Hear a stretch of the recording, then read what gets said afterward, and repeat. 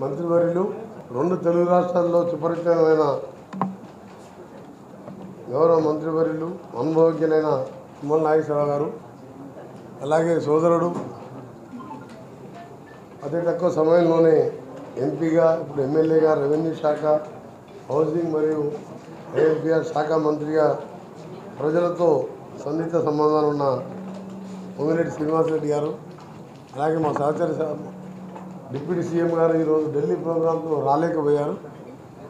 మొదటి సమావేశం ప్రజాపాలన మీద ఇప్పుడే ఆఫీసర్స్తో ఒక అవగాహన సదస్సులాగా పెట్టుకున్నాం. ఈ నెల 28 నుంచి 6వ తారీఖు వరకు జరిగే గ్రామ సభలలో మేము ఇచ్చిన 6 గ్యారంటీలతో అభయహస్తం పేరుతో ఆ కార్యక్రమాల్లో బెనిఫిషియర్ని సెలెక్ట్ చేయడం కానీ, వాళ్ళ అప్లికేషన్ ఆహ్వానించి ఆ తర్వాత స్ట్రీమ్లైన్ చేసుకుంటూ దాన్ని అమలుపరిచే దిశగా మా ప్రభుత్వం ముందుకు పోవాలని అధికారంలో చేపట్టి 20 రోజులు కాకముందే మీకు తెలుసు 2 రోజుల్లోనే 2 కార్యక్రమాలు బహుశా దేశ చరిత్రలో ఏ ప్రభుత్వం కూడా మేనిఫెస్టోలో పెట్టిన విషయాన్ని 2 రోజుల్లో అమలు చేసే చరిత్ర ఎక్కడ లేదు.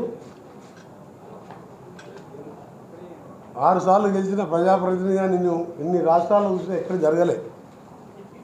మిగిలిన కార్యక్రమంలో ఏ విధంగా పేదలైన అర్హులకు చెందాలి, దాని విధంగా ఏ విధంగా మేము అందరినీ కూడా సెలెక్ట్ చేసుకోవాలి, ఆదరా బాదరా కాకుండా ఉన్నవారికి పేదవారికి చెందవలసిన స్కీమ్స్ చెందకుండా అతి పేదమైన నిరుపేద నుంచి మొదలుపెట్టుకొని ప్రతి ఒక్కరికి అర్హులైన వారికి చెందాలనే ఉద్దేశంతో ఒక మంచి ప్రాసెస్తో స్టార్ట్ చేసినాం. దాని 6 తర్వాత గౌరవ ముఖ్యమంత్రి గారు మంత్రులను కూర్చొని దాన్ని ఫైనల్ చేసి మేము ఇచ్చిన మేనిఫెస్టోలో చెప్పిన ప్రకారం 100 డేస్లోపే ఆ కార్యక్రమాన్ని కూడా లాంచ్ చేయడం జరుగుతుంది.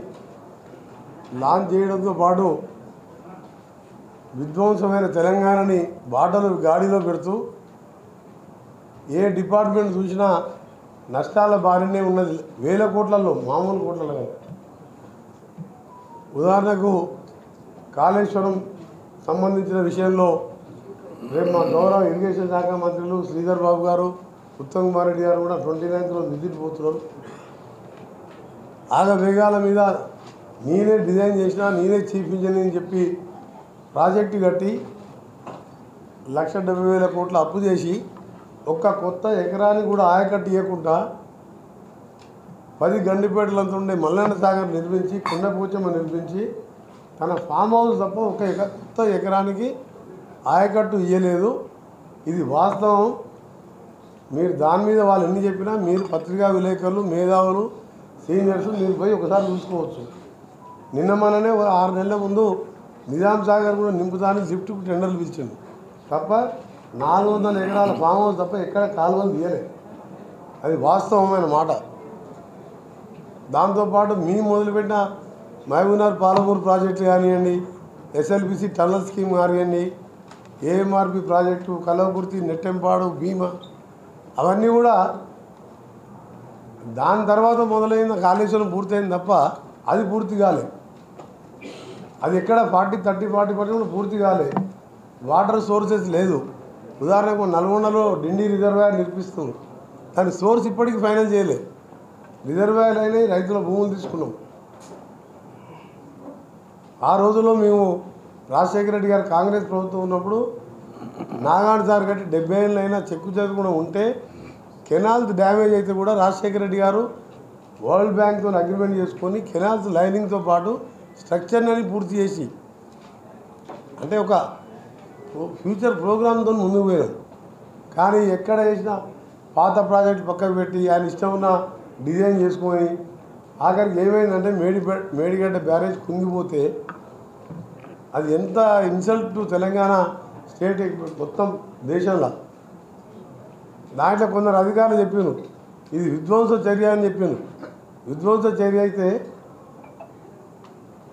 ఎవరన్నా నక్సలైట్లు కానీ ఎవరైనా చేస్తే బాంబులు పెట్టినా అది బ్యారేజ్ పైకి లేచిపోతుంది తప్ప నీళ్ళలో కుంగిపోదు. అలా కలబల్లి మాటలు చెప్తే దాని మీద డీటెయిల్గా ఇరిగేషన్ అలా సీఎం గారు రివ్యూ చేస్తున్నారు. దాని మీద కూడా తప్పకుండా చర్యలు తీసుకుంటాం. ఏది ఏమన్నా సరే మొదటి సమావేశం కాబట్టి మీకు తెలుసు కేసీఆర్ గారు ఏం చేసిండ్రు, తెలంగాణ ఎవరు ఇచ్చిండ్రు, ఇవన్నీ పాయింట్లు మళ్ళీ అరిగిపోయిన రికార్డులాగా చెప్పే అవసరం లేదు. డెఫినెట్గా మా ముగ్గురు సీనియర్ మినిస్టర్స్ ఉన్నారు. ఇన్ఛార్జ్ మినిస్టర్గా గౌరవ ముఖ్యమంత్రి గారు పక్క జిల్లా అయిన అంతో ఎంతో ఖమ్మం జిల్లా కూడా నాకు కొద్దిగా అవగాహన ఉంది 30 సంవత్సరాలుగా. వారితో ఒక టీం మెంబర్గా ఉంటూ వారు చెప్పిన విధంగా వారికి తోడుగా ఉంటూ తప్పకుండా ఖమ్మం జిల్లాని వచ్చే 5 ఏళ్లలో సమస్యలు లేనిగా జిల్లాగా చేయడం, ఇంక్లూడింగ్ అది రోడ్స్ కానివ్వండి, ఆర్ఎన్బి రోడ్స్ విషయంలో, నేషనల్ హైవే విషయంలో అప్పటి మంత్రివర్యులు పెద్దలు గౌరవనీయులు Tummala Nageswara Rao maximum roads cover చేసాను. మిగిలిపోయిన రోడ్స్ కానివ్వండి, ఇక్కడున్న బైపాస్ రోడ్ కానివ్వండి, ఇక్కడున్న ఇంకా ఎక్కడన్నా ఆర్ఎన్బి రోడ్స్ డబుల్ రోడ్గా మార్చడం, మండలం టు మండలం పంచాయతీ రోడ్స్ని కూడా ఆర్ఎన్బికి టేక్ ఓవర్ చేసి తండాలలో రోడ్లు వేసే కార్యక్రమం కానీ అది నా డిపార్ట్మెంట్ పరంగా అత్యధిక ప్రాధాన్యత ఇస్తూ మినిస్టర్ల సలహా మేరకు ఇక్కడున్న సీనియర్ రిపోర్టర్స్ మీరు కూడా అడ్వైజ్ ఇవ్వండి. డెఫినెట్గా ఏదో మీద చూసి ఒక 4 రోడ్లు వేయగానే అభివృద్ధి జరిగిపోదు. పేదవానికి సొంత ఇల్లు ఉన్నప్పుడు ఆత్మగౌరవం, నా ఇంట్లో నేను ఉంటున్నానని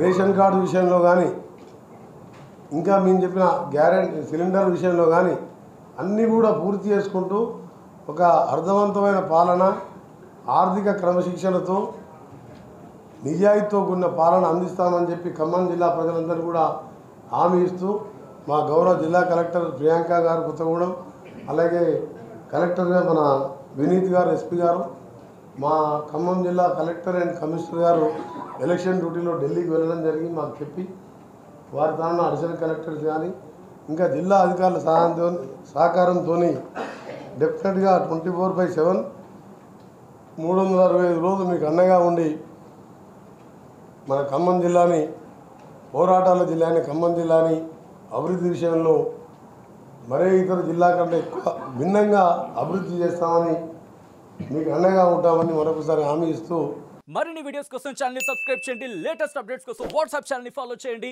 అండ్ లింక్ డిస్క్రిప్షన్ లో ఉంది.